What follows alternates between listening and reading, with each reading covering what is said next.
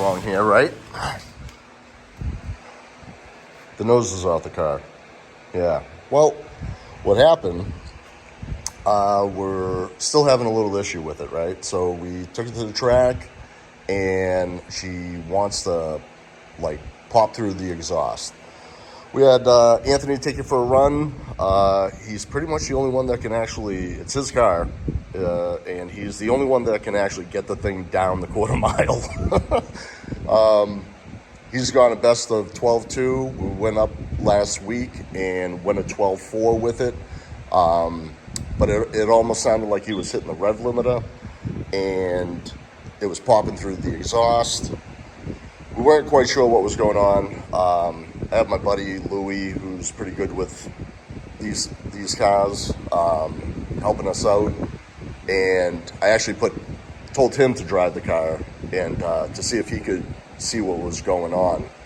And he took a rip down the track and blew a giant flame through the carburetor. And what he said was that it looked like the car shut off. It looked like the tach froze and it like killed the ignition, and then the ignition came back on. So we brought it home, pulled off the nose, and decided to check out some wiring. First of all, we bought this car. It was running and driving with a 306 in it. The only real thing I changed since the picking up of the vehicle was the fuel line, because it was old. We gave it, I think, intake gaskets and ran it until we actually broke that 306. But other than that, wiring-wise, we didn't touch anything. And all of a sudden, we put this motor together, and we're having electrical issues. And I think the reason for it was because I adjusted this little knob right here. Now, you look at that and you're like, well, that's just the temperature for the fan, the electrical fan, right? Well, what we found out was that down here, this is the wire for the electrical fan running to the power. Whoever wired this thing actually wired the MSD box to the freaking fan. So I think what we think was happening is that the fan kicked on or shut off, whatever it may be, and probably turned on and was interrupting power to the MSD box. And that's probably what was causing the cutout of power to the MSD box and the backfiring. We did change the MSD box to a new digital 6AL.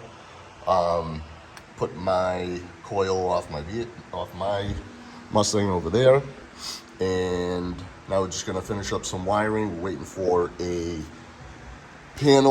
switch panel, so we can put everything on switches in the car.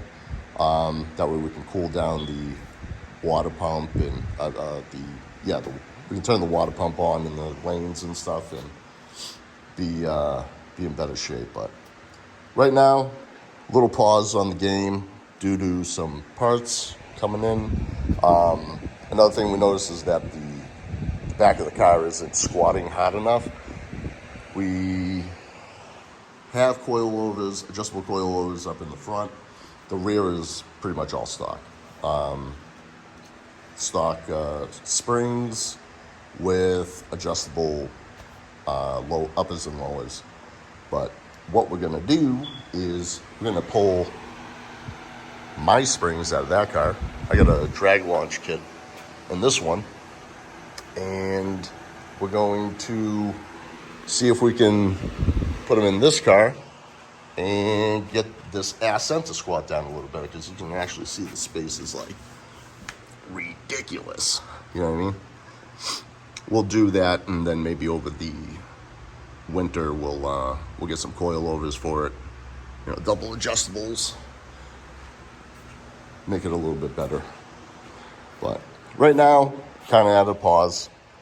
Have this whole deal with the switches and the wiring and stuff. But we actually got a new fuel pump also. Put that in. Louis put it on a relay. So that's all set. Yeah, that's pretty much where we're at. got a few comments, people asking about stuff, you know, what the breakdown of the motor is, and there's a video that I posted that basically tells what everything is.